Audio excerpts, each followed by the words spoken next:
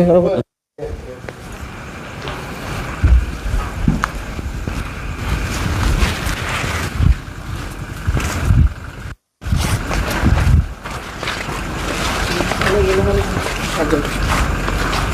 monggo.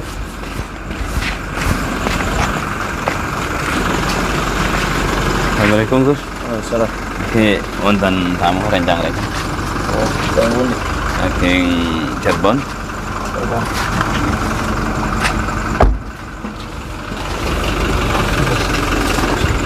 Perlu apa?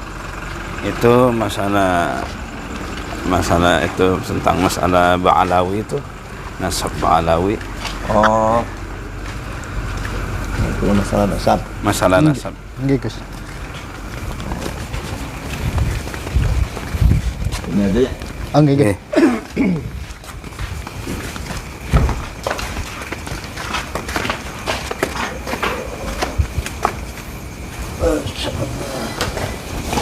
Di mana?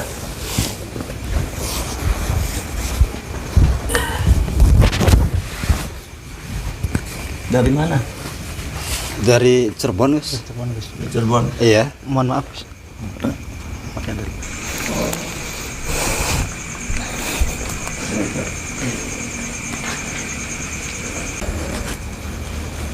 Oh ya.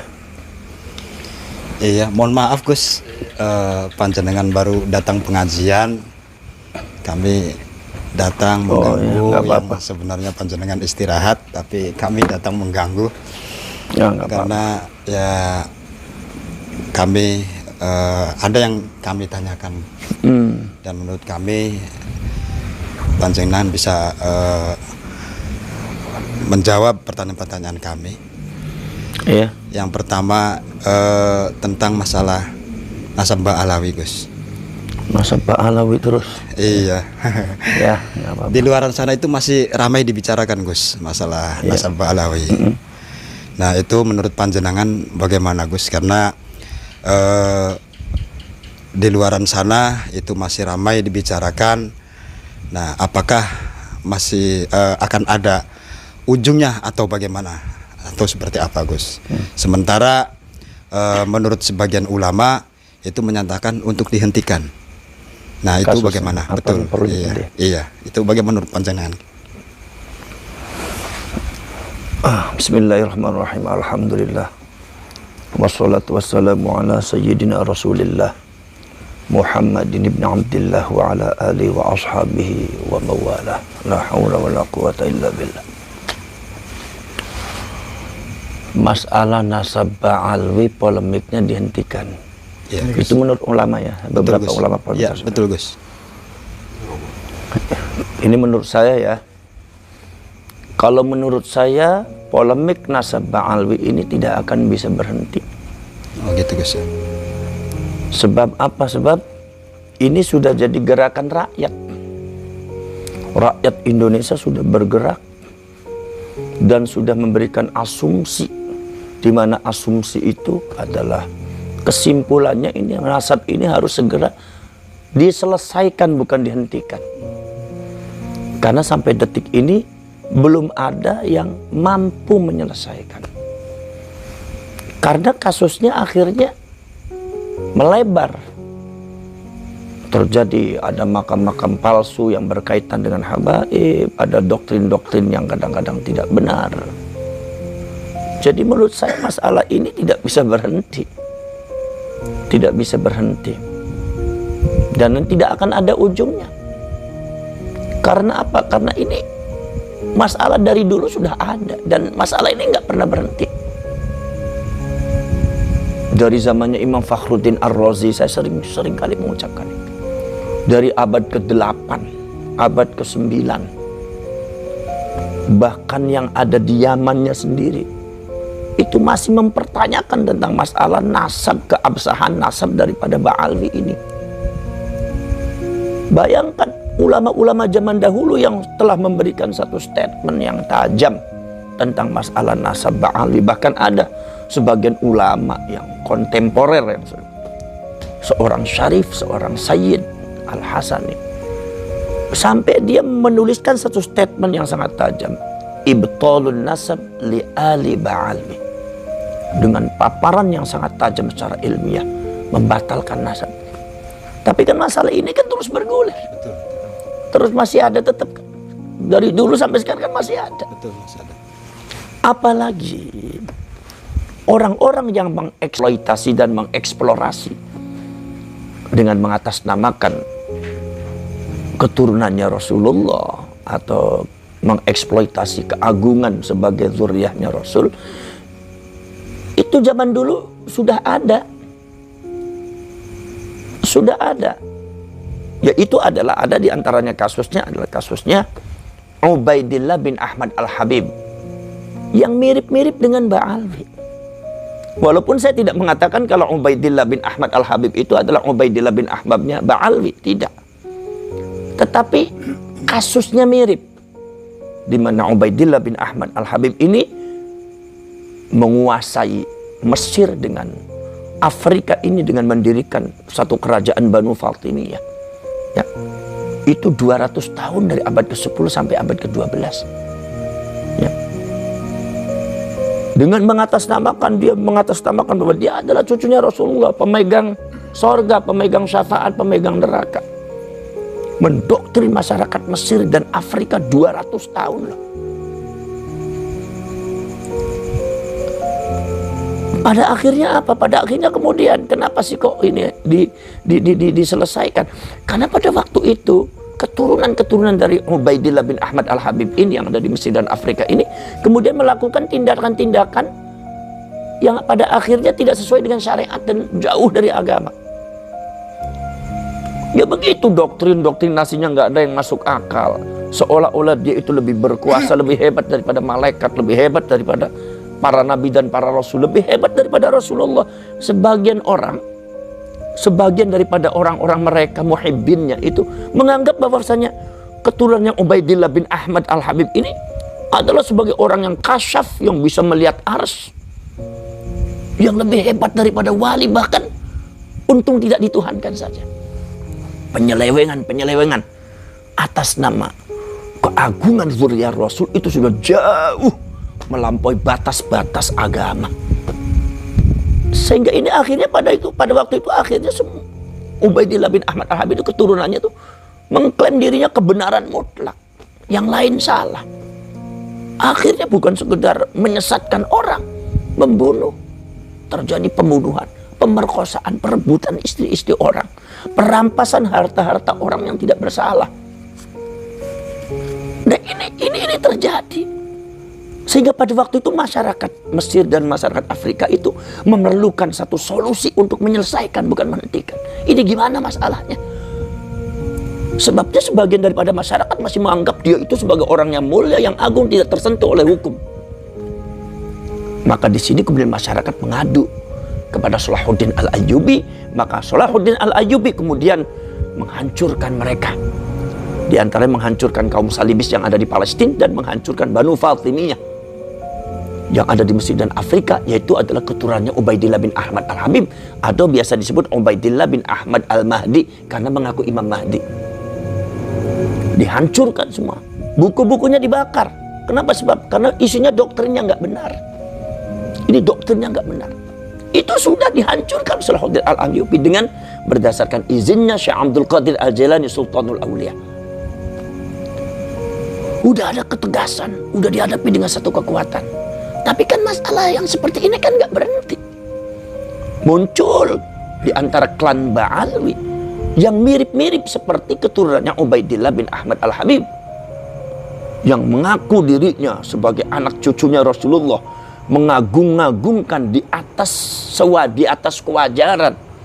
Bahkan juga cerita-cerita yang sifatnya halusinasi juga diceritakan bahwa ada seperti inilah mbahnya dia bisa bertemu dengan Allah sehari 70 kali lah, ada yang bisa memadamkan api neraka jahanam lah. Ini mirip-mirip, doktrinnya juga mirip-mirip. Artinya saya tidak mengatakan kalau Ubaidillah bin Ahmad Al-Habib itu datuknya Ba'alwi, tetapi ini sifatnya mirip dan kasus seperti ini mirip, dan ini terjadi, tidak berhenti, itu tetap terjadi. Bahkan padahal itu sudah yang namanya kitab-kitabnya sudah dibakar. Tapi nggak berhenti tuh masalah ini. Kebatilan ini nggak berhenti. Yang penting kebatilan ini bukan untuk dihentikan. Yang mampu menghentikan kebatilan dan maksiat hanya Allah. Tetapi kita ini memberikan modal kepada masyarakat, memberikan pencerahan kepada masyarakat, kepada rakyat Indonesia, khususnya warga Nahdlatul Ulama, karena yang banyak jadi korban ke orang NU. Orang-orang yang muhibbin kepada Dzurriyyatur Rasul itu kan orang-orang NU, tapi kan jadi korban mereka. Mereka didoktrin dengan doktrin ajaran yang tidak benar. Sebagian daripada oknum-oknum habaib ini kadang-kadang mendoktrin masyarakat nggak benar. Harus menghormati mereka, sehingga terjadi pergeseran-pergeseran. Di antaranya apa pergeseran? Karena di situ ada nama sebagai cucunya Rasulullah. Jadi sehingga orang-orang yang mengikuti mereka, para muhibbinnya itu, kalau ada kiai yang dianggap bukan cucunya Rasulullah, tidak dihormati. Apalagi doktrin daripada habaib atau oknum habaib itu seperti itu. Bagaimana cara kasarnya dia bicara, menyebut nama kiai hanya namanya saja. Itu doktrinnya mereka. Kalau menyebut nama kiai daripada selain golongan mereka, jangan panggil kiai, jangan panggil sebut nama kebesaran, panggil namanya aja. Panggil namanya aja, sehingga manggilnya ketika habaibnya itu, oknum habaibnya manggil si, maka muhibbinnya manggilnya si semua. Manggil Kiai Imad si Imad, manggil Buya Said Akil si Said, manggil Buya Ma'ruf Amin si Ma'ruf. Sekarang saya tanya, itu batil apa hak atau batil? Batil. Hak apa batil? Batil. Hak apa batil? Batil. Apakah mau dibiarkan? Ini harus dihentikan. Dihentikannya bagaimana? Diselesaikan, bukan menghentikan mereka. Diselesaikan. Kalau urusan mereka, orang-orang semacam mereka itu akan terus ada. Tapi minimal kita itu sebagai warga NU, sebagai pengurus NU dan ulama-ulama NU harus bisa memberikan pencerahan, pencerdasan terhadap rakyat dan masyarakat Nahdlatul Ulama. Begini loh yang namanya habaib, begini loh nasabnya, begini loh ceritanya. Dan dulu juga ada semacam habaib, semacam ba'ali, begini loh cara menghadapinya. Jadi panduannya ada supaya masyarakat tuh bisa bersikap secara benar sesuai dengan rel-rel agama. Ini bukan masalah benci kepada Habib atau tidak, tidak. Tapi permasalahannya masalah itu. Lah kalau begitu seumpama itu berarti kita itu memecah belah umat. Loh, ini bukan at-tafriq bainal mu'minin, bukan memecah belah orang beriman, tapi at-tafriq bainal haqqi wal batil. Ini memilah-milah antara yang hak dan batil. Kebatilan dan hak harus dipilah, dan masyarakat harus diajari, beri petunjuk. Ini loh, ini nggak bagus, ini nggak bagus. Bukan menghentikan. Kalau masalah menghentikan nggak akan berhenti. Mau berhenti atau tidak itu satu adalah urusan Allah. Nomor dua urusan mereka mau berhenti atau tidak. Mungkin personality mereka ada yang mau berhenti, tapi secara klan semuanya ba'alwi saya yakin tidak akan berhenti. Dan akan ada orang seperti itu, orang yang mengaku Nabi dan Rasul, orang yang mengaku Nabi dan Rasul. Zamannya Musailamatul Kadzab, apakah berhenti? Sampai sekarang ada juga, muncul lagi. Jadi yang penting kita memberikan panduan kepada rakyat Indonesia, supaya rakyat Indonesia itu jangan mau dibodohi dengan doktrin-doktrin mereka. Kita ini bangsa besar. Belanda itu mengubur dalam sejarah kebesaran Indonesia yang mampu menguasai 3/4 dunia. Dikubur. Padahal kita itu bangsa besar. Orang Jawa itu besar, orang Aceh itu besar, orang Sumatera itu besar, Kalimantan punya kebesaran, Sulawesi, Maluku, itu semua Nusantara itu punya kebesaran yang lebih di atas yang lain. Tetapi dikubur. Bahkan sekarang sudah diracuni dengan doktrin-doktrin habaib yang seperti itu, ba'ali seperti itu. Akhirnya masyarakat menjadi bodoh, masyarakat akhirnya terkungkung, masyarakat terpenjara mentalitasnya. Karena apa? Selalu didoktrin, selalu dijajah dengan cerita-cerita semacam itu. Masalah syafaat, kalau Anda tidak menghormati kami maka tidak akan mendapat syafaat, tidak akan masuk surga, akan saya paksa kamu untuk masuk neraka. Kamunya siapa bisa maksa masuk neraka? Jadi ini adalah merupakan satu kasus yang harus diselesaikan. Mau berhenti mau tidak, yang penting Nahdlatul Ulama, PBNU khususnya dan ulama-ulama yang lain itu harus memberikan petunjuk Jadi apa namanya? Yaitu adalah al-irsyad wa da'wah, memberikan petunjuk dan mengajak masyarakat bagaimana cara menghadapi Ba'alwi ini. Karena ini sudah luar biasa menurut saya. Doktrin-doktrinnya banyak melecehkan para kiai, para ulama, apalagi doktrin fitnah. Mari kita buat fitnah yang diterima oleh masyarakat. Buat fitnah yang diterima oleh masyarakat. Sekarang saya tanya, Rasulullah itu mengajarkan fitnah apa tidak? Tidak. Tapi mereka mengatakan mari kita buat fitnah. Ada, saya lihat tuh YouTube-nya, Masya Allah. Nomor selanjutnya banyak makam palsu, banyak cerita yang dibelokkan, sejarah yang dibelokkan. Sudah dibelokkan, makamnya makam palsu, nggak ada isinya. Kadang-kadang ada yang makamnya kuda. Apakah ini bukan penyesatan terhadap rakyat? Ini harus diselamatkan rakyat tuh. Orang NU dan orang muslimin muslimat umatnya Rasulullah harus diselamatkan daripada doktrin-doktrin dan ajaran-ajaran pengaruh-pengaruh mereka. Bukan sekedar itu saja. Masya Allah, makam ada, memalsukan makam. Makamnya dihauli, sudah dipalsukan, diklaim lagi. Ya, bahwa ini seperti ini. Nahdlatul Ulama tanpa Habib tidak bisa berdiri. Ada lagi sekarang, nah Indonesia tanpa Habib tidak bisa berdiri. Ada lagi mengatakan sekarang Madura itu adalah satu daerah khusus untuk mencintai Habib. Ada lagi sekarang Purwakarta sejarahnya juga diklaim juga bahwa yang membabat tanah Purwakarta itu adalah golongan Habaib, dibantah oleh sesepuhnya. Ini diklaim lagi, diklaim lagi, diklaim lagi. Nanti kalau diklaim semua, habis itu orang Indonesia. Sejarah kalian akan tenggelam. Sejarah kalian akan hilang, akan lenyap. Ditimbun oleh kebatilan-kebatilan kaum-kaum Ba'alwi, oknum-oknum Ba'alwi semacam itu. Lah ini jangan sampai terjadi di Indonesia. Jadi ini harus ada ketegasan dari pemerintah, dari PBNU, dari ulama-ulama, bahwa seperti ini loh cara menghadapi mereka. Karena untuk menghadapi mereka itu harus memiliki kekuatan besar semacam Salahuddin Al-Ayyubi. Lah, kita juga harus punya kekuatan untuk bisa menghadapi, menyelesaikan itu semua, memberikan petunjuk kepada masyarakat. Kalau bisa menghentikan, walaupun tidak akan berhenti, tapi kita ikhtiar untuk menghentikan. Jadi tidak akan berhenti menurut Anda? Tidak akan berhenti, tidak akan ada ujungnya. Kecuali kita harus menyelesaikan.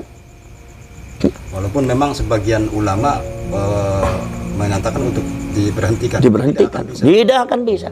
Siapa ulama yang tidak akan bisa menghentikan itu? Nggak akan bisa. Itu karena apa? Itu sunnatullah di dalam rangka idharul batil. Yaitu adalah memunculkan kebatilan di depan kalian semua supaya kalian tahu bahwa ja'al haq wa zaqal batil innal batila kana zahuqa. Nah, jadi seperti itu. Ataupun seumpama mereka dengan adanya polemik dan adanya pembahasan ini marah, ya silakan saja, nggak apa-apa. Wong kita tidak niat menyakiti siapapun. Kita hanya ingin memberikan pencerahan terhadap rakyat. Kenapa sih? Ya kan karena ente sendiri. Karena yang dibuat doktrinnya doktrin ente sendiri. Karena sikap-sikap ente sendiri. Dan ini sudah memiliki satu kekuatan. Mereka sudah merambah ke arah politik. Dan mereka sudah menjelek-jelekan bangsa kita. Sudah menjelekkan lambang-lambang negara kita. Presiden dijelekin. Ada lagi kemudian bendera yang dijelekin. Ada lagi yang lain juga, lagu-lagu dipelesetin, budaya, adat budaya kita, budaya Jawa, budaya Madura, sampai budaya Sunda, sampai budaya-budaya yang ada di Sumatera, di Kalimantan dijelek-jelekin. Ini masalah yang sudah diselesaikan oleh para ulama, para wali zaman dahulu. Ini sudah bongkar, diacak-acak oleh oknum-oknum Ba'alwi, dan ini harus dihadapi. Ini masalah kebangsaan yang besar. Kalau tidak, hancur bangsa ini. Kalau tidak, rusak rakyat ini. Kalau seandainya kita tidak menyelesaikan, kita hanya menonton kebatilan, berarti kita syaitanun ahros. Berarti kita setan bisu. Sungguh ada kebatilan tapi kita diam. Ataupun mereka marah-marah, ya biarkan saja. Kalau Anda marah berarti Anda seperti Fir'aun. Karena kalau seperti Fir'aun kan berarti otoritas yang dimainkan. Kamu itu muridnya saya. Oh, kamu itu muridnya saya, tidak lebih besar daripada saya. Kamu itu diajari oleh saya. Dan akhirnya ada ancaman-ancaman. Fir'aun kalau begitu. Mohon maaf Gus, memotong pembicaraan Gus. Ya. Gus Abbas. Ya. Saya melihat ada mengintrospeksi tentang statement Gus Abbas. Ya. Mengenai masalah nukil. Yaitu nukil yang diceritakan Gus Abbas itu waktu kemarin itu mengenai Nabi Musa dengan Fir'aun. Mohon sewu Gus, seharusnya nukil yang dibicarakan tentang Nabi Ibrahim dengan Namrud gitu Gus. Begitu. Oh iya. Wong kemarin ya, karena memang itu rekamannya malamnya, pertanyaannya mendadak, jadi akhirnya saya cerita zallatul lisan. Oh iya, ya kalau masalah kesalahan nukil, saya akui itu salah. Saya akui salah. Sebetulnya itu cerita itu saya maksudkan sih ceritanya Nabi Musa dan Fir'aun, tetapi saya salah nukil itu ceritanya Nabi Ibrahim dan Namrud. Ya, bagi yang mengoreksi saya, barakallahu fik, mudah-mudahan Allah memberkahi kalian, dan saya ucapkan banyak terima kasih. Saya sarankan jangan bosan-bosan mengkritik saya, jangan bosan-bosan, jangan sungkan-sungkan mengkoreksi saya, karena saya ini bukan malaikat, dan saya juga tidak mendapatkan wahyu dari Allah, dan saya tidak maksum. Yang maksum cuma para nabi dan para rasul. Jadi mungkin salah, dan bahkan pasti ada salahnya. Maka dari itu tidak usah sungkan-sungkan Anda memberikan koreksi kepada saya. Sebab jangankan setingkat saya, setingkat Imam Ibnu Hajar Al-Asqalani saja bisa keliru. Pada waktu zaman dulu itu Imam Ibnu Hajar kan punya kitab Fathul Bari itu, Syarah Bukhari. Ya, kemudian dari mazhab Hanafi ada yang membuat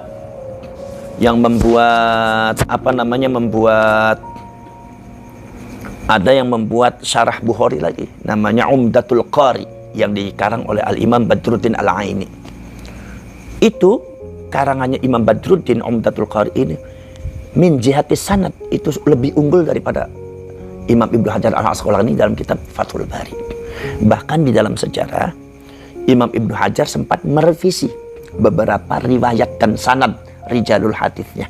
Itu ketika ditanya oleh muridnya, "Ya Imam, kenapa panjenengan ini direvisikan? Sebetulnya seperti ini, kok direvisi dari seperti ini?" Kata Imam Ibnu Hajar, "Iya, saya keliru. Setelah saya membaca kitabnya Imam Badruddin Umdatul Qari, yang benar adalah Imam Badruddin Al-Aini. Saya yang keliru." Jadi artinya setiap Imam Ibnu Hajar dia bisa keliru. Jadi tidak ada alasan bagi saya untuk merasa paling benar atau nggak mau disalahkan. Ya salah itu dalam masalah keilmuannya, kalau benar benar, kalau salah salah. Dan saya ucapkan banyak terima kasih, dan saya berikan apresiasi kepada sampean untuk bisa mengoreksi saya dan merevisi apa yang saya katakan. Memang saya sudah salah itu yang namanya salah ya harus salah. Kalau jangan dibiarkan, jangan ditiru itu. Anggap aja itu nggak ada, nanti saya ceritakan sebenarnya.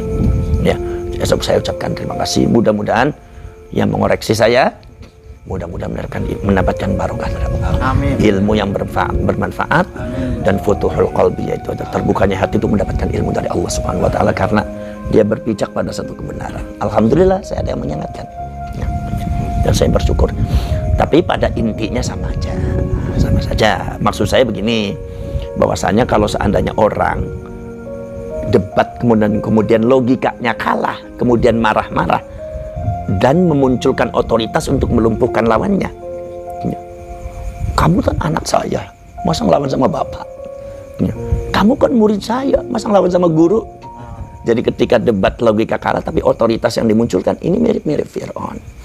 Kalau cerita aslinya seperti ini. Jadi kalau Fir'aun itu kan selalu di depan umatnya itu mengatakan, "Ana rabbukumul a'la." Saya adalah Tuhan kalian yang paling tinggi. Di sini ada satu celah-celah untuk membantah atau untuk berkomunikasi dengan Fir'aun dengan cara debat logika. Ya, yang dilakukan oleh Nabi Musa dan Nabi Harun berdasarkan perintah Allah. Apa? Satu begini. Kata Fir'aun, "Ana rabbukum." Saya adalah Tuhan kalian, al-a'la yang paling tinggi. Tuhan kalian maksudnya adalah umat. Umatnya manusia. Sekarang kalau seumpama Fir'aun mengatakan, "Saya adalah Tuhan kalian," yaitu adalah manusia yang hidup di depan Fir'aun. Sekarang Tuhannya Fir'aun siapa? Sekarang Tuhannya langit dan bumi siapa? Sekarang Tuhannya manusia, generasi manusia yang sebelum umatnya Fir'aun siapa?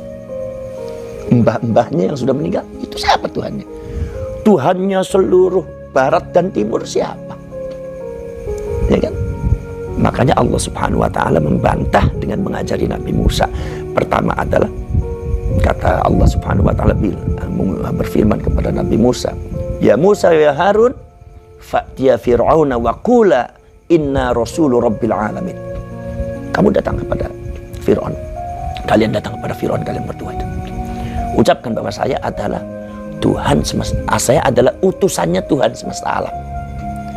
Lah ini Fir'aun bingung kok Tuhan semesta alam. Fir'aun kan membaca ada langit, ada bumi, ada timur, ada barat, ada gunung, ada air, ada lautan, ada hutan, ada petir, ada semuanya, ada binatang. Ini alam semua. Sedangkan Fir'aun itu kan hanya klaimnya ke Tuhan kalian. Berarti ada Tuhan yang lebih besar lagi. Kalau ada Tuhan lebih besar lagi, itu adalah Tuhannya semesta alam. Oh berarti saya bukan al-a'la, bukan paling tinggi. Ini bantahan secara cerdas yang diajarkan oleh Allah kepada Nabi Musa dan Nabi Harun. Makanya akhirnya Fir'aun bertanya, "Wa ma Rabbul Alamin?" Kok ada Rabbul Alamin? Apa itu Rabbul Alamin? Berarti artinya apa? Fir'aun sendiri sebetulnya tidak mengerti akan filsafat ketuhanan. Jadi Fir'aun itu membanggakan sesuatu terhadap sesuatu yang Fir'aun belum mengerti. Buktinya tanya, "Wa ma Rabbul Alamin?" Bukan "Wa man Rabbul Alamin", bukan "Wa man Rabbul Alamin", tapi "Wa ma", apa itu? Akhirnya dijawab oleh Nabi Musa berdasarkan tuntunan Allah. "Rabbus samawati wal ardi wa ma bainahuma in kuntum muqinin." Ya pangerannya langit dan bumi. Oh berarti pangerannya langit dan bumi berarti di luar kekuasaan Fir'aun, yaitu Fir'aun adalah hanya menguasai umatnya dia. Diteruskan kata Nabi Musa, "Rabbukum wa rabbu abaikumul awwalin." Tuhan kalian Fir'aun dan kalian juga termasuk umat dan termasuk bapak-bapaknya yang sudah meninggal. Fir'aun kaget. Ini Nabi Musa bisa cerdas ini. Ini kan tuntunan dari Allah. Makanya kalah logika. Akhirnya Rabbul Masyriqi wal Maghribi wa ma bainahuma in kuntum ta'qilun. Tuhan antara barat dan timur. Itu karena Fir'aun hanya mengucapkan Rabbukumul A'la. Kemudian kata Allah Subhanahu wa taala awal begitu datang, kata Allah mengatakan kepada Nabi Musa, "Ya Musa, idhab ila Fir'aun innahu tagha.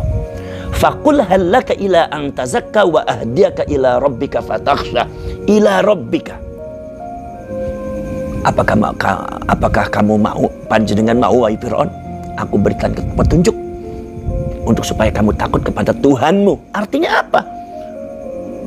Nabi Musa memberikan konsep Tuhannya Fir'aun. Artinya apa? Ketika Fir'aun itu mengklaim bahwa saya adalah Tuhan kalian yang lebih tinggi. Lah Tuhannya kamu siapa? Ada Tuhannya kamu, Allah. Bahkan Tuhan kamu dan Tuhan bapak-bapak kamu. Disinilah Fir'aun kalah logika, debat logika. Akhirnya Fir'aun memainkan otoritasnya. Karena dulu kan Nabi Musa pernah diurus sama Fir'aun kan. Fir'aun paling benci kepada anak kecil laki-laki. Tapi nyatanya lemah sama Fir'aun kan. Karena Siti Asya'nya mengatakan udah kita dianggap anak aja. Makanya akhirnya itu yang dimainkan oleh Fir'aun. Karena kata Fir'aun mengatakan, "Ya Musa, alam rabbika fina walida wa labithna fina min umrika sinin." Bukankah kamu itu sudah diberikan aku kehidupan bersama dengan kami, hidup bareng di rumah itu bareng. Bahkan kamu itu sudah saya anggap anak, ya kan? Dan kamu itu bersama kami sudah lama. Kenapa kamu sekarang malah menggugat saya? Masalah ketuhanan saya, termasuk kamu ingin membebaskan Bani Israel. Akhirnya Fir'aun marah. Ini satu otoritas yang dimainkan. Nomor dua adalah ancaman. "Ya Musa, la ini takhadna ilahan ghairi la aj'alannaka minal masjunin." Kalau kamu sekali lagi bicara tentang masalah Tuhan selain saya terpaksa akan saya penjara kamu. Jadi ini otoritas dimainkan, ancaman dimunculkan. Ini gaya Fir'aun. Jadi kalau debat logika kalah dengan keiman, ya itu aja dengan logika kalah dengan keiman. Kemudian akhirnya malah otoritas dimunculkan. Yang menciptakan kiai-kiai adalah Habib itu begini, ya kan? Bahwa ini ada begini. Pesantren kalau nggak ada Habib begini. Seolah-olah Islamnya goyah. Seolah-olah kalau seumpama nggak ada Habib maka Indonesia tidak akan Islam. Padahal Habib datang abad ke-19. Jadi ya kan? Habib itu segala-galanya. Habib itu datang abad ke-19. Sementara kita sudah Islam semua. Ya kan Islam semua. Habib kan datangnya abad ke-19. Kita sudah Islam. Jadi artinya itu otoritas begitu adalah otoritas omong kosong. Satu. Nomor dua, diancam, awas kamu seperti ini kamu akan masuk neraka, nggak dapat syafaat. Ancaman. Gaya seperti ini adalah gaya Fir'aun. Itu maksud saya seperti itu ya. Ya itu. Jadi jangan dilakukan lah. Kita ya jangan gaya Fir'aun lah. Kemudian kembali kepada tadi, maka itu tidak akan bisa dihentikan. Karena itu sudah gerakan rakyat, dan ini harus rakyat dan warga Nahdliyin dan umat Islam, umatnya Rasulullah harus diselamatkan dari pengaruh-pengaruh dan doktrin-doktrin klan Ba'alwi yang tidak benar. Jadi harus ada keputusan tegas dari ulama-ulama Indonesia, ulama Nusantara, baik NU ataupun Muhammadiyah dengan Al-Irsyad. Siapa itu Ba'alwi? Bagaimana itu sejarahnya? Ungkapkan yang jujur aja. Bukan karena benci atau tidak benci, bukan itu. Tapi yang jujur aja, harus perlu kejujuran. Jadi itu baru setelah ada keputusan, maka keputusan itu akan menjadi panduan, manfaat bagi kita dan manfaat bagi umat Islam dan bagi generasi yang akan datang pun akan manfaat. Kan seperti itu. Ya, kira-kira begitu. Ada lagi? Begini Gus, dengan adanya polemik di luar sana yang sedang ramai. Yang sedang ramai itu bahwa tentang Ba'alawi, nasab Ba'alawi. Itu bahwa ketua PBNU, ketua PBNU Kiai Yahya Khalil Stakuf sudah mengeluarkan statement bahwa nasab Ba'alawi Habaib ini dihusnudzonkan saja, Gus. Maksudnya husnudzon gimana? Artinya gini, bahwa Habaib atau Ba'alawi itu benar keturunan Rasulullah. Menurut panjenengan itu gimana, Gus? Oh, dihusnudzonkan sebagai keturunannya Rasulullah. Iya, betul. Itu yang bicara Kiai Yahya. Stakuf dan para Yahya. Oh iya. Ya, boleh-boleh saja dihusnudzonkan. Ya, dengan dasar kita mencintai orang karena Rasulullah. Begini, saya mau cerita tentang masalah Mbak Abbas ya. Mbak Abbas. Mbak Abbas itu seorang sayyid nih, seorang syarif dari Syarif Hidayatullah, dan itu syarif dari bapak dari ibu syarif, sama dengan saya itu dari bapak dari ibu, ya semuanya syarif dari Syarif Hidayatullah semua. Mbak Abbas itu pada waktu zamannya Mbak Abbas kan belum terungkap kalau Ba'alwi atau Habaib itu adalah bukan sayyid. Jadi masih ada asumsinya bahwa Habaib itu sayyid. Habaib itu keturunannya Rasulullah. Tiba-tiba ada orang datang tamu mengaku dirinya Habib dan sayyid. Itu Mbak Abbas tuh menghormati sekali. Ahlan, Masya Allah, ada Habib. Sembelih ayamnya, sembelih buat dusnya disembelih. Dua satu sembelih. Akhirnya ada orang bilang sama Mbak Abbas, Mbah, orang itu tuh bukan Habib, bukan sayyid. Itu masyayikh yang mengaku-ngaku aja Habib. Orang sudah tahu semua. Apa kata Mbak Abbas? Gak apa-apa, saya itu seneng. Saya akan menghormati orang ya, baik itu betul-betul cucunya Rasulullah atau Sayyid atau Habib, ataupun orang cuma ngaku-ngaku, terhormati ngaku-ngakunya. Karena kata Mbak Abbas, tidak sekali-kali orang itu mengaku-ngaku keturunannya Rasulullah walaupun bohong, kecuali di dalam dirinya ada rasa cinta kepada Rasulullah. Itu Mbak Abbas, itu masalah Mbak Abbas ya. Kemudian masalah yang berkaitan dengan dhon, begini, boleh saja, karena dhon itu juga termasuk menjadi patokan daripada hukum syariat dan agama kita, yaitu dhon itu adalah tajwizul amrayni ahaduhuma azhar, memperbolehkan kemungkinan dua perkara tapi yang satu lebih unggul. Itu boleh pakai dhon. Memang dhon itu juga bisa dijadikan patokan untuk dalam rangka memutuskan sebuah hukumnya. Kemudian makanya ada oleh Imam Tajuddin As-Subuki mengatakan bahwasanya al-mu'tabar fil ibadah dhannul mukallaf. Yang dijadikan patokan untuk ibadah itu adalah dhonnya orang mukallaf, dhonnya kita. Wal mu'tabar fil mu'amalah haqiqatul amr. Yang diambil patokan masalah mu'amalah adalah hakikatnya perkara. Dalam masalah ibadah dhon, artinya dhon bisa digunakan seperti ini. Walaupun dhon itu mukhalifun li haqiqatil amr, yaitu adalah membedai, tidak sama dengan hakikatnya. Asal zon nggak apa-apa kalau dalam ibadah. Contoh, kita menghadap kiblat, kita menghadap kiblat, ya. Ketika kita menghadap kiblat tidak harus diukur dengan Google bahwa wajah kita harus seumpama lurus dengan Ka'bah, tidak. Cukup zon. Kemana sih kalau Indonesia? Ke barat, ya udah ke barat. Zonnya ke sana. Walaupun seumpama kita itu mungkin saja wajah kita ke sana, Ka'bahnya ada sebelah sini. Dalam hakikat perkara itu nggak jadi masalah. Karena yang dituntut di dalam ibadah itu zon, bukan hakikat perkara. Nah, jadi tidak perlu dihitung-hitung. Tapi kalau seumpama sudah ada ukuran dari MUI bahwa ini seperti ini, ya akhirnya wajib juga. Ini bukan zon lagi, udah hakikat, harus yakin. Sekarang zon. Jadi yang dipakai itu adalah zon. Zon ini di dalam rangka supaya kita bisa bersikap di dalam memutuskan sebuah problem yang ada pada diri kita. Bahwa kita pakai zon nggak apa-apa. Pakai zon.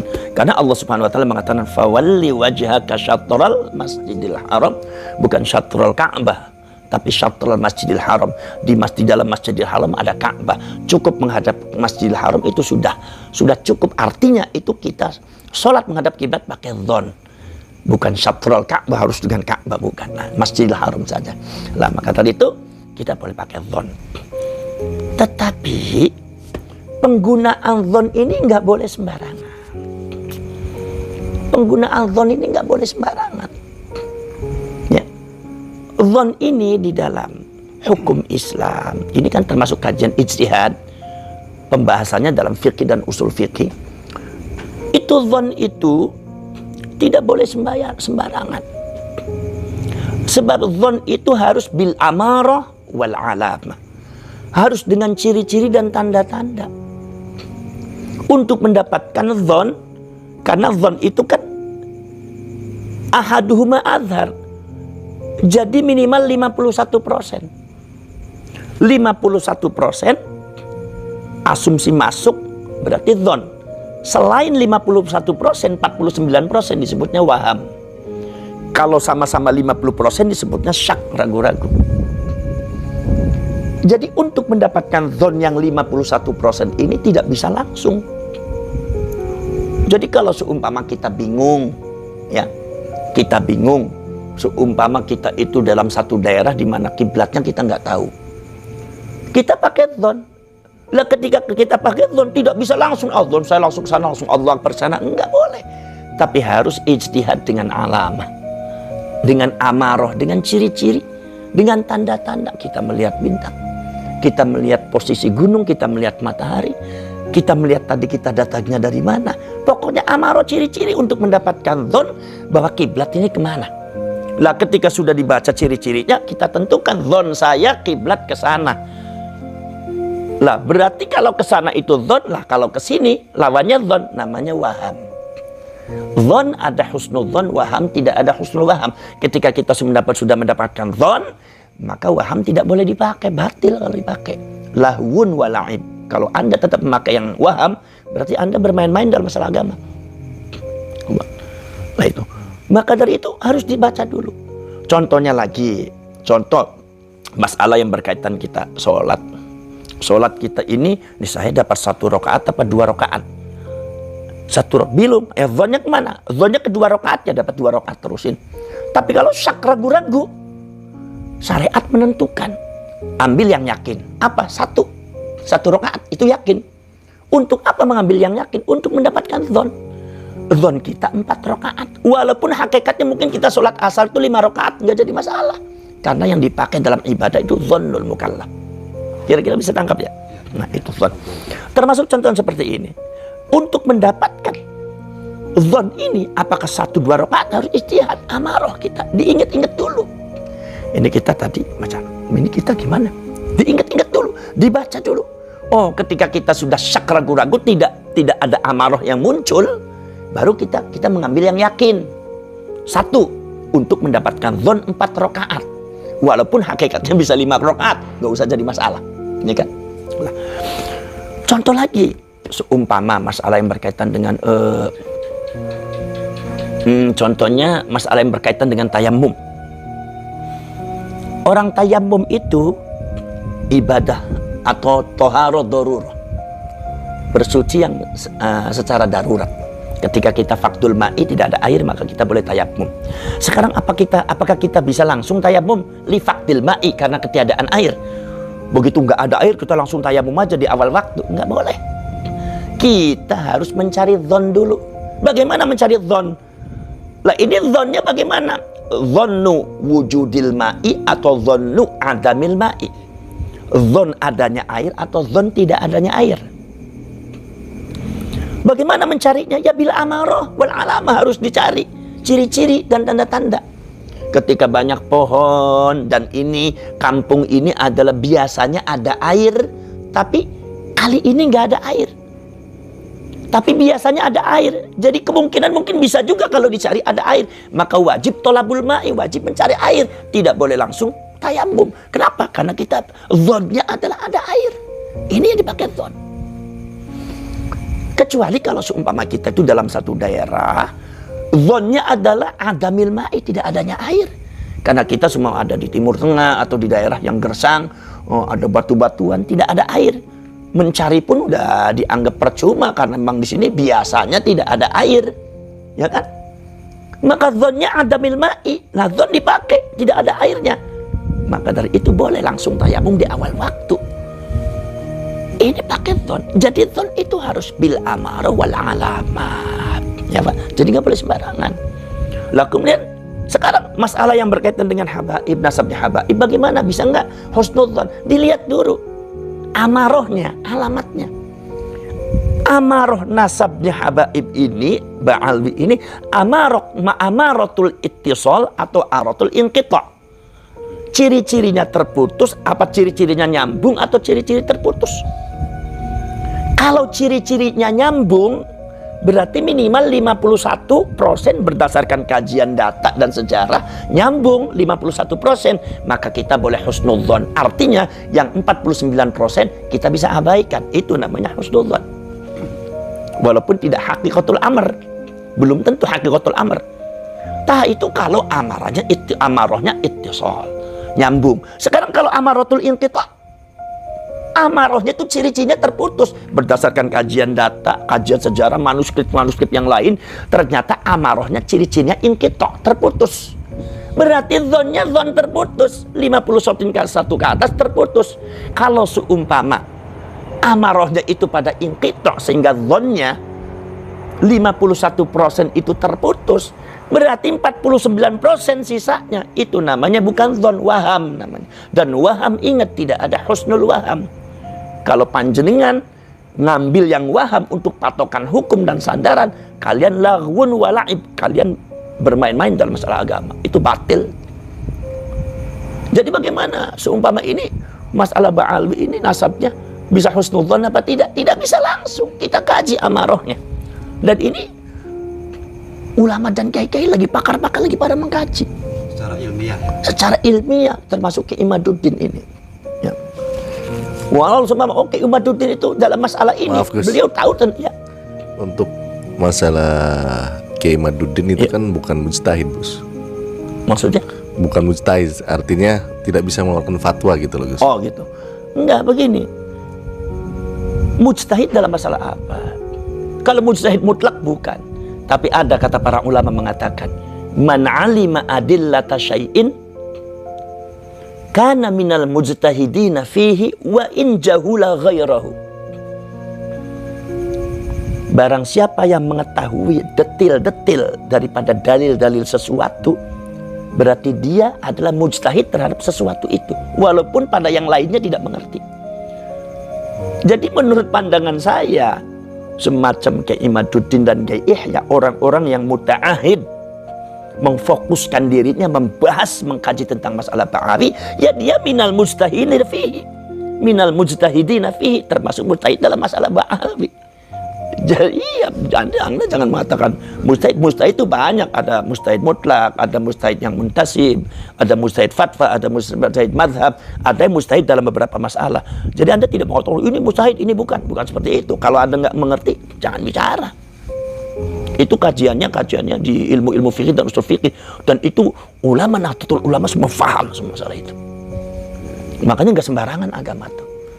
Lah itu jadi amarahnya. kembali ya masalah itu amarahnya itu di apa inqita apa ittisalah ini para ulama termasuk Kiai Imaduddin, Kiai Irsya dan yang lainnya menurut saya itu termasuk ulama-ulama dan ulama Muhammadiyah harus bersatu membahas itu di dalam rangka mencari amarah ini amaratul ittisalah apa inqita tanpa kita condong ke sana condong ke sini akhirnya dapatnya nggak jujur. Harus jujur. Kalau A B nyambung nggak sehingga masyarakat ini dapat petunjuk dari pemerintahnya, dari ulamanya, dari kiainya, petunjuk yang benar, yang mustaqim, lurus siratal mustaqim menuju agama Allah sehingga mereka bisa bersikap. Itu masalah nasab.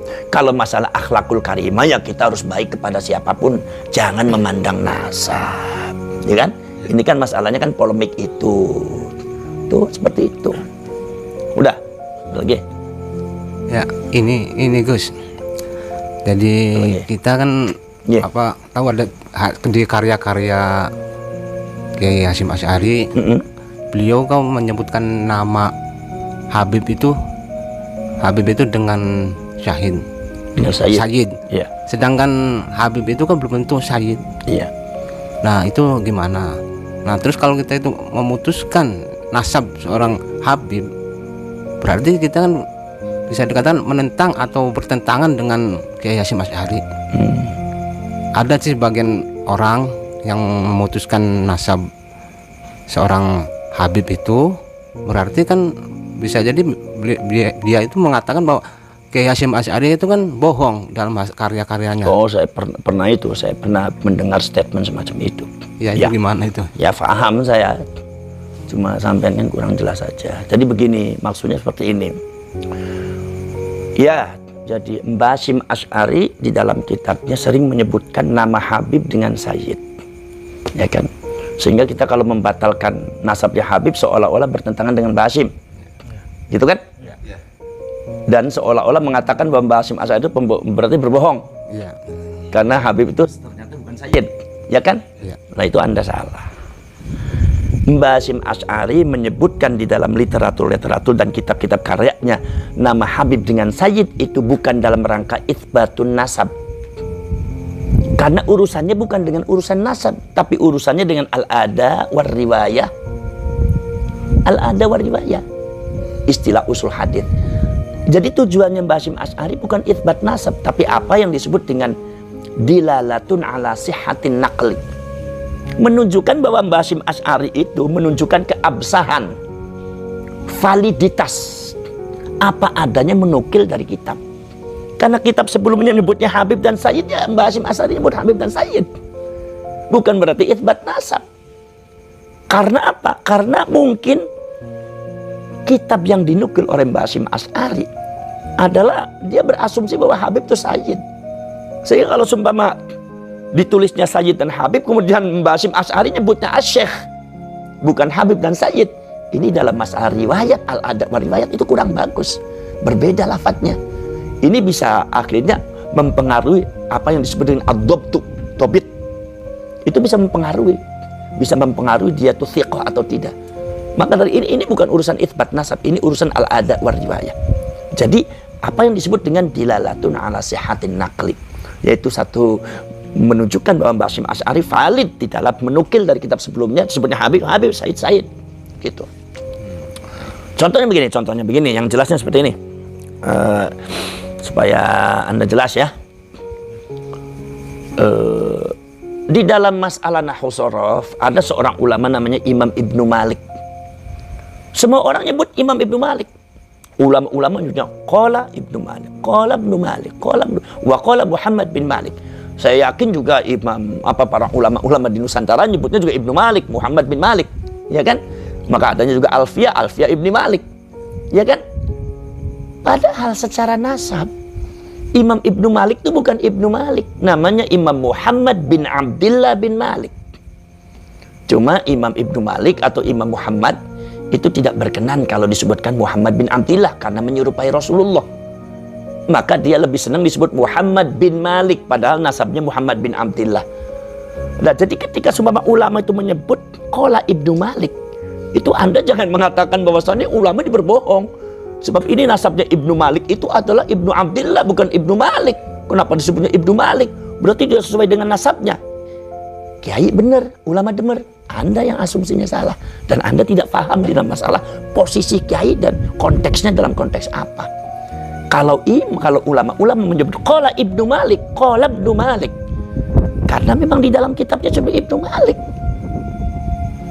Kalau seumpama ditulisnya Ibnu Malik tetapi kiainya nyebutnya qala Ibnu Abdillah, wah itu nanti beda itu nantinya, asumsinya beda, itu bisa mempengaruhi thiqah atau tidak, atau dobtun atau tidak, mempengaruhi ini saking telitinya orang dalam mengkaji adab wa riwayah, khususnya dalam masalah hadis ya, sehingga dalam masalah itu pun diperhatikan.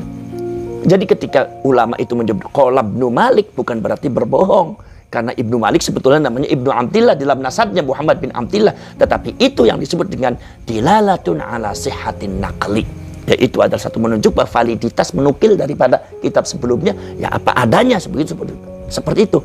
Karena para ulama ya apa adanya. Kadang-kadang kan menyebutkan karena ada bil lafzi dengan lafaz, ada bil makna dengan makna walaupun lafaznya berbeda. Tetapi ketika menyebutkan sesuatu yang penting khususnya nama, itu ya apa adanya. Ketika sudah Habib, Sayyid. Jadi pada waktu zamannya Basim Asy'ari, mungkin kan Basim Asy'ari belum fokus dalam masalah, karena zamannya perjuangan.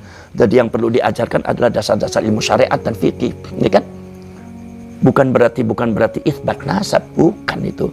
Nah itu. Jadi itu seperti itu.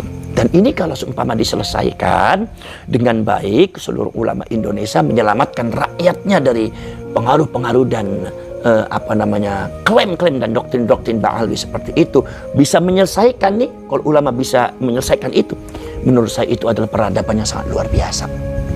Itu satu prestasi yang sangat luar biasa, karena ini belum terjadi di Syria, di Mesir, di apa.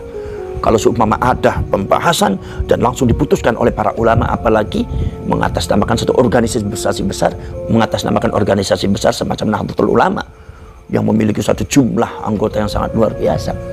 Ini adalah prestasi yang sangat luar biasa menurut saya, dan ini harus diselesaikan dengan sebaik-baiknya tanpa harus menciderai para habaib dan menciderai para habaib. Kalau mereka itu merasa terciderai, loh kita niatnya bukan menciderai, tapi memberikan, itu adalah al-irsyad wa da'wah, dakwah dengan irsyad, memberikan petunjuk kepada masyarakat. Kenapa? Ya karena kalian sendiri seperti itu. Siapa yang membuat makam-makam palsu? Siapa yang kata-katanya kasar? Siapa yang memanggil ulama dan kiai NU itu sih? Siapa yang memanggil dengan cara menyebutkan binatang? Mana akhlaknya Rasulullah seperti itu? Siapa yang membuat doktrin-doktrin semacam itu? Karena bukan kita, mereka semua, maka baru kita bahas. Dan itu harus selesaikan. Insya Allah itu, menurut saya itu prestasi itu akan tingkatnya bukan tingkat nasional ya, menurut saya itu tingkat internasional itu. Dan insya Allah dari dunia sampai akhirat. Ya, ada lagi? Sudah cukup, Gus. Cukup. Sudah malam, alhamdulillah sudah jelas dan sangat detail sekali. Amin. Alhamdulillah. Terima kasih atas penjelasannya, Gus. Ya. Ya udah. Ya, assalamualaikum warahmatullahi wabarakatuh. Waalaikumsalam. Ya udah. Udah ngopi-ngopi dulu sini. Ngopi-ngopi di sana tuh, ngopi ya. Terima kasih, Gus. Iya, makasih.